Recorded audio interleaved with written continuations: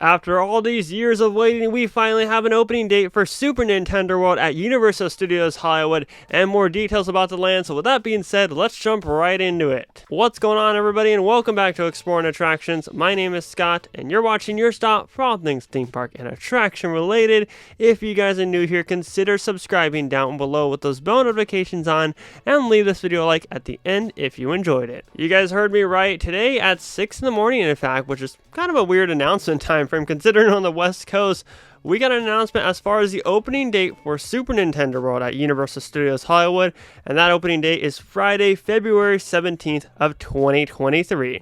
Something earlier than a lot of us expected. There's been lots of rumors going around as far as opening dates goes, as far as soft openings go. People were saying January, people were saying March 10th because that's Mario Day, which all makes sense and whatnot, but I think that Universal has bigger plans for that. So as of right now, let's dive into the opening date as far as AP previews go and everything that you can expect while stepping foot into Super Nintendo World in Hollywood. Alright, so first and foremost, like I said, there was a bunch of rumored dates going around all over the place, and while March 10th is still definitely a possibility, it's obviously not the official opening. What I think that they're saving March 10th for is the grand opening, so they're going to be cross-marketing the Super Mario Bros. Movie with Super Nintendo World since it's a month from the difference of February 17th to March 10th.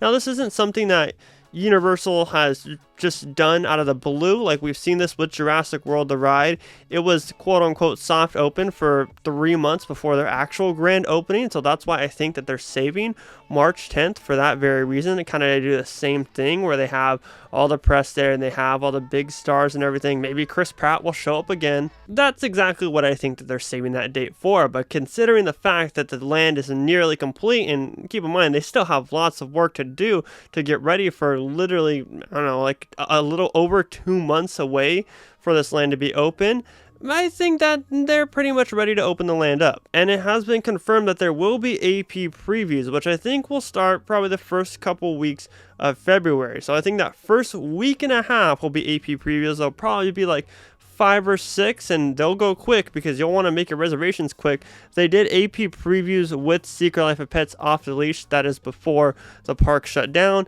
Everybody got in there, everybody got their reservations real quick, and they were gone super fast. But obviously the demand is 10 times higher for something of this magnitude compared to an Omnimover attraction. Now, Universal did release some like little trailer, and there's a rendering in the very beginning of our actual layout of the entry pipe, but after that it's just stock footage from the Japan version. And the reason why I say it's stock footage from Japan version is because a lot of that stuff is complete in there and looks completely different from the layout compared to Hollywood, and it's stuff that I recognize from the press release that they sent out from when Japan opened up. So right now they obviously aren't ready to show the inside of the land just because, like I said, they still have a couple different preparations to get ready for, which is kind of ambitious if you think about it if they're going for a February opening date, but they are moving relatively fast. Now, we do get confirmation on what exactly is going to be a part of the land. There's been lots of speculation on interactive stuff, on different attractions and whatnot, and the most obvious one here is Mario Kart Bowser's Challenge. This all-new technologically advanced ride, inspired by the popular Mario Kart video game series, will seamlessly fuse cutting-edge augmented reality with projection mapping technology and actual set pieces along a moving ride track. So this will be the exact same attraction as the one over in Japan, and if you watch POVs on that, there's some debate on whether or not it works for a theme like Mario Kart with a slow-moving attraction, but also people who have been on it say that the augmented reality goggles help out with that a whole lot. And of course, with Mount Beanpole there's been an entry warp pipe from drone footage that we've seen, and like people wondering what exactly that random warp pipe leads to, because that lines up to where the Yoshi attraction is in Japan. However, they did confirm that this towering landmark sits at the heart of the land and also serves as the entry queue for the Mario Kart attraction. So you're only going to use that top area where Bowser's Castle is at. That's only going to be just for the Mario Kart ride. Like, there's no other reason to go up there unless, of course, you want to take a picture, but you're going to enter through that warp pipe right below Mount Beanpole, and I'm assuming there will be an extended queue in there, and if there's no need for an extended queue, then you'll just walk right up to the actual entrance of the ride. But I guarantee you, on the first I'd say couple years, they're definitely going to be using that extended queue a whole lot. Now, of course, we have what looks to be an extended queue on the side and with the construction progress, but also something underneath which looks more themed to Yoshi, which begs the question, is there some form of interactive power-up band element there for Yoshi? Is there a Yoshi meet and greet? Who knows? Or maybe the extended queue is just multiple levels. We'll find out in literally just a little bit over 2 months. They go on to talk a little bit about Bowser's Castle and how it's adorned with a breathtaking sculpture of a large and powerful Bowser as you step foot inside. They did confirm that power-up bands will be making their way to Hollywood, and these wearable, state-of-the-art wristbands sync with Universal Studios' free downloadable app to level up the guest experience within the land and enhance its many interactive elements. So these interactive elements are different things that you can jump up and hit with their band. There's different games and stuff that you can collect coins on the app. Like there's a really cool interactive feature on the Japan app where you can actually see the coins you rack up, and it's kind of like a competitive thing where you see different people's names on there, like almost like a leaderboard, if you will. These power-up bands will come in 6 different design options with character themes and will be available for purchase both within the land at Super Nintendo World and at the different theme shops throughout the theme park and City Walk. Toadstool Cafe will be the one restaurant that's located inside of the actual world. Now, they did open a Super Nintendo World themed popcorn stand, or just like stand in general, just right outside the entrance to the land, which actually, if you go right now, you can taste some of the different offerings that they're going to be offering in Nintendo World, which is really cool. We definitely need to get out there and do a taste test on all of them.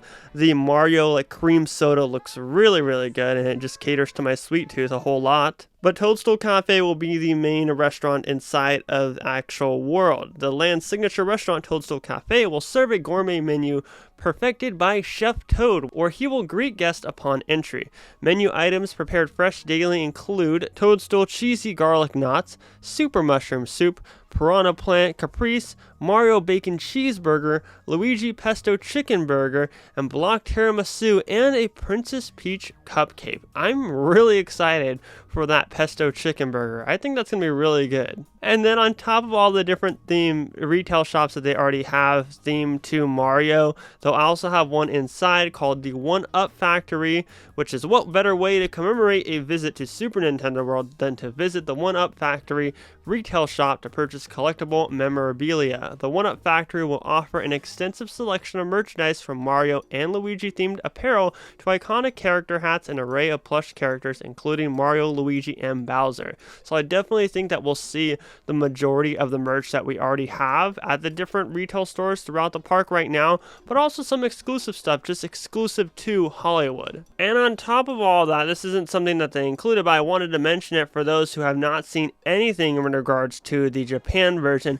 There will be tons of different animated figures throughout the land. Like, you're going to see the piranha plants moving, you're going to see Yoshi moving on top of Mount Beanpole, you're going to see the coins spinning. Everything in this world is going to be moving. As soon as you walk through it, you'll see it. I mean, even coming down the Starway, it's going to be such a sight, and we talk about it all the time throughout our different updates when we're at the park. Going down the Starway, seeing that sight of all the different animated figures, it's going to get you so excited and just make for such an awesome experience, something that you can't get at really any other park in the country right now. But I want to know down below in the comments section, now that we have everything confirmed from Nintendo World here in Hollywood and we have an opening date, what are you most excited about? Obviously, the obvious answer would be the Mario Kart attraction. However, there are so many different elements throughout this land that people will be able to do. You'll be able to spend a whole bunch of time in this land. I mean, let alone waiting in the queue for probably hours, but also just being able to roam there and seeing and taking in everything that there is, and odds are that you'll miss it and you'll have to visit it again. So let us know down below in the comments section what you're excited for. Anyways, everybody, my name is Scott, and you've been watching Exploring Attractions. If you're new here, consider subscribing down below if you want to watch more videos like the one that you just watched. Positivity is key, and most importantly, remember to keep exploring. Peace out, everybody.